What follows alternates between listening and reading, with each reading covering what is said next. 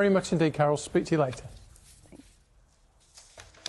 Now, spend some time in your local park today. You may see multiple dogs being exercised by a professional dog walker, but exactly how many dogs that particular dog walker might have depends on where you live. So the maximum number of dogs allowed per walker varies across the UK, and there have been calls for stricter and more standardised rules after a dog walker was fatally mauled in Surrey last year. Tim Moffat has the story. Barney, Luna and Mabel used to share their walks with 3 other dogs in a group of 6. But not anymore, following a rule change in Reigate in Surrey. What impact could this have on your business? Massive impact. Will I be here next year? I don't know, and that's the upsetting thing for me, because I've worked so hard and I do everything right and I pay my taxes and I look after my dogs beautifully. They've just smashed that. Reigate and Banstead Borough Council has followed many other places in limiting the number of dogs that can be walked at any one time to 4. I know, it's a camera. A professional dog walker, Karen says she's now having to say no to owners whose dogs need walking whilst they're at work. Karen says a third of her business has gone. It's just ridiculous. You know, there are some towns with no limits. There are some towns with a lot more limits than us. You know, where is this coming from? Where's their evidence? And what I fear the most is that our lovely dog world is being misrepresented wrongly. Last year, professional dog walker Natasha Johnston died following a vicious dog attack whilst walking 8 dogs. It happened near Caterham, about 10 miles away from Reigate. The coroner in Natasha's case has expressed concern about the lack of national regulation to control dogs and has said he'll be providing a prevention of future deaths report to the Home Secretary. There is no one specific licence that is legally required in order to be a professional dog walker in the UK. Parks and councils often have their own rules and regulations, which typically vary from place to place. It's quite a confusing picture, isn't it? Yeah, absolutely. I think it is, and I think that's one of the big reasons that the RSPCA has been calling for national regulation of dog walking. And what would be the maximum number of dogs? The RSPCA and many other organisations would recommend 4 dogs to be walked together as the maximum. We think it just becomes more tricky and challenging the more dogs you've got. You need to be able to keep them under control at all times, and also to make sure that they have a fun and an enriching experience. Earlier this year, a ban on XL bullies came into force in England, Scotland and Wales, following a series of fatal attacks on humans and other animals. Northern Ireland will ban them next year. But animal experts believe that with walks, the breed of dog isn't typically the main issue. It's about the individual dogs. It's going to be their personality and their temperament. Some dogs who have had the really good upbringing and opportunities to be socialised as a puppy and are really friendly with other dogs and people are likely to be a bit easier to walk in a group. But some dogs who maybe have missed that for various reasons might struggle a bit more. Morning. Good morning. I'm Hannah. I'm the Reigate and Banstead dog warden. Oh, I know. This council says its rule change received overwhelming support during a 5-week public consultation last year. Having a large number of dogs, and 6 can be considered quite a large number of dogs for one person to control.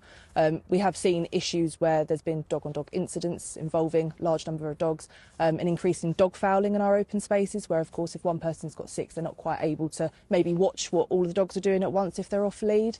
So bringing in the reduction down to 4, we feel, you know, allows the spaces to be a safer environment for all of our users. Good girl, super proud, super proud. Many professional dog walkers remain unconvinced. We don't just walk our dogs, we implement training, basic training. That dog's life is enriched by having a dog walker. What impact is this going to have on your business? By this time next year, I will just be struggling, or it will be game over for me. It's unnecessary. It's not unsafe to walk 6 dogs if you've got the right experience and the right training, which obviously the professional dog walkers here have. Wait. Go on then. I'm just so angry to think that people think that we're not good at what we do, because here we are. Karen says she'd welcome new laws to regulate her industry, because right now she thinks the rules are inconsistent and unfair. Tim Moffat, BBC News. And we are joined now by dog trainer and behaviourist Lisa Sinner. Morning to you. It's such an interesting area, this, isn't it? Because in those big shared spaces that are important to everyone in the community, if any dog is unruly, then it can cause tension. But if there's multiple dogs and there's a sense of lack of control on either side, it can be difficult. Yeah, absolutely. It's a really hard job, dog walking. You know, a dog can react for different reasons. They can be in pain. Temperament plays a part. You know, redirected aggression can occur if a dog's on the lead and feels frustrated. So it's not an easy job. You know, I've seen someone walking 30 dogs once, and I just think that's really irresponsible. 30. It's really difficult, though, isn't it? Because somebody's Angela emailed in to say, I think the law needs to change, but the difficulty is walking 6 Dachshunds is not the same as walking 6 Dobermans. So how do you apply common sense when dogs are so different? Yeah, I mean, obviously, you know, if it's a bigger dog, depending on their bite inhibition, a bigger dog can, you know, bite more severely. But it doesn't mean to say that a smaller dog can't bite. And quite often, smaller dogs have to shout a lot louder.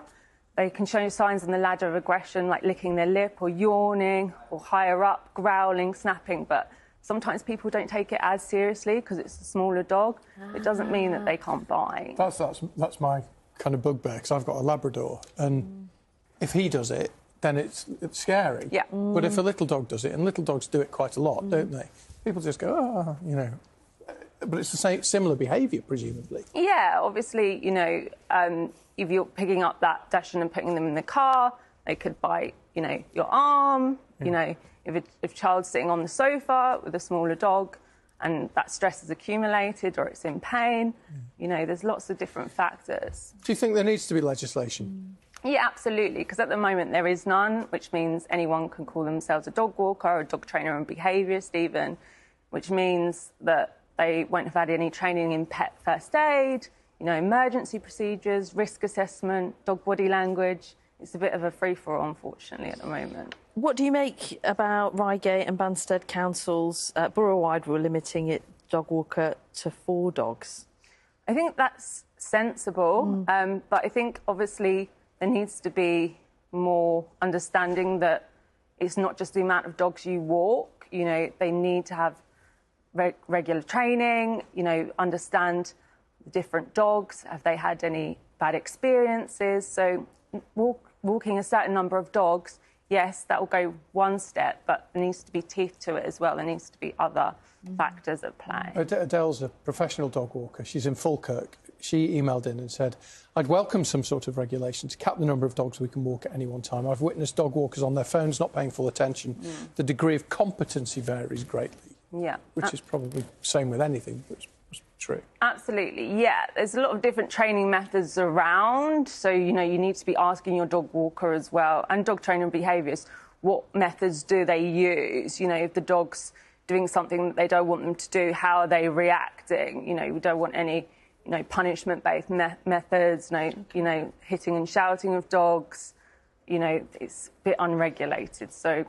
I would say that, you know, the messages we've had in are people who have had bad experiences, like Sarah in Aberdeenshire. I've got 2 small dogs who remain on the leads during their walk. On a few occasions, I've encountered a professional dog walker with 5 dogs off a lead. I couldn't get them back quick enough to stop the pack descending on my 2, who are often very intimidating. I mean, if I had a dog and I wanted to give it to a walker if I was going on holiday or during the day, is there any bit of paperwork I could seek? Is there any qualification, or is it just that conversation you just talked about checking their methods? There's nothing beyond that at the moment. Yeah, I mean, I'd be asking the insurance what understanding they have of dog body language. Have they got pet first aid kit? You know, vet details, you know, vet them, be asking those key questions, you know, the same way you would, you know, if your child was going to a nursery, what kind of backup plans they have if they become sick, you know, how would the person looking after their dog have the handover notes, you know, really be aware